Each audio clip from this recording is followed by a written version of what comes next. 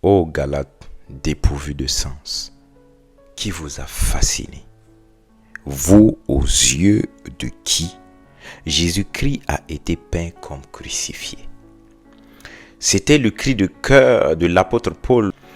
Il va leur dire, que se passe-t-il, Galates? Qui est-ce qui vous a séduit? Qui est-ce qui vous a ensorcelé? Qui est-ce qui vous a séduit? Qui est-ce qui vous a fasciné? Vous aux yeux de qui Christ a été peint comme crucifié. En effet, l'apôtre Paul leur a écrit cela parce que cette église avait laissé des enseignements autres que l'évangile du Seigneur Jésus-Christ s'introduire dans cette église. Et cet enseignement était de pousser les frères de cette église à retourner à la loi. Ce qui a irrité Paul, et Paul était dans l'obligation de leur écrire pour leur dire, non, ne repartez pas à la loi. Christ est venu abolir la loi afin que vous entriez maintenant dans la grâce. Parce que lorsque tu repars dans la loi, tu es déchu de la grâce. Quand tu es dans la grâce, la loi ne s'applique plus à toi. Mais je m'en vais tout de même étayer mes propos au travers de l'épître aux Hébreux, le chapitre 10, le verset 5, où on nous dit, c'est pourquoi Christ entrant dans le monde dit, tu n'as voulu ni sacrifice ni holocauste, mais tu m'as formé un corps.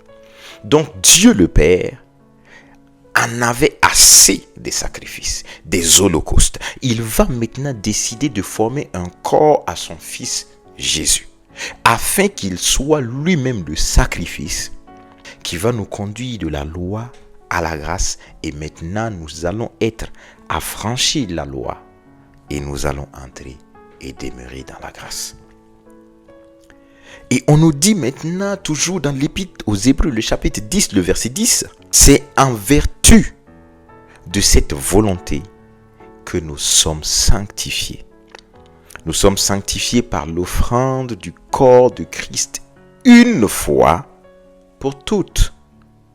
Car par une seule offrande, il a amené à la perfection pour toujours ceux qui sont sanctifiés. Mes frères, aujourd'hui, j'aimerais attirer notre attention, comme Paul attirait l'attention de l'église de Galate en son temps. Il y a un seul sacrifice.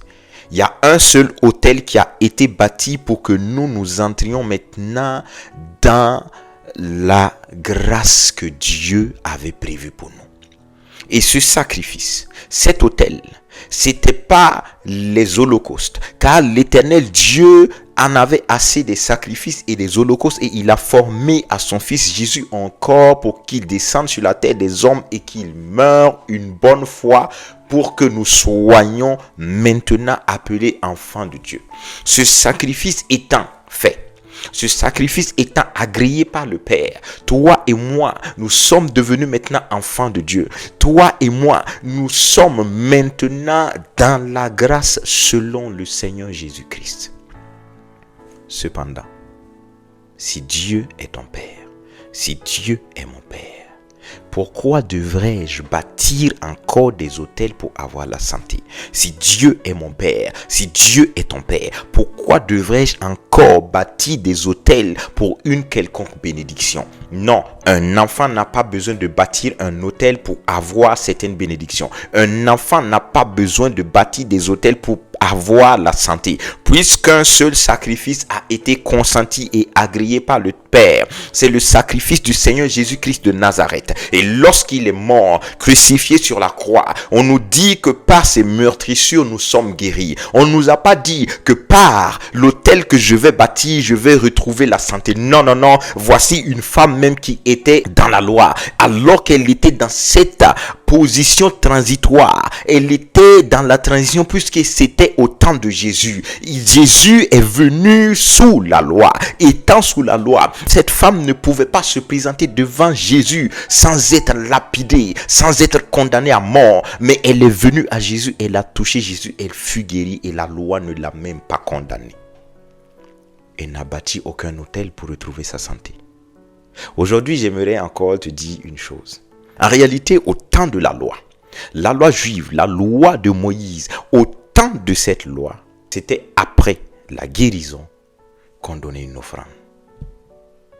Donc en réalité, l'autel qu'on te demande de bâtir afin de retrouver la santé est caduque. Puisque même au temps de la loi, c'était après guérison, après constatation de la guérison par le prêtre, qu'il te dira, tu es vraiment guéri, viens et donne ton offrande. Ô Église, corps de Christ, vous, aux yeux de qui Christ a été paix comme crucifié, ne vous laissez pas séduire et que la paix, la grâce immense et l'amour de Dieu soient votre partage. Amen.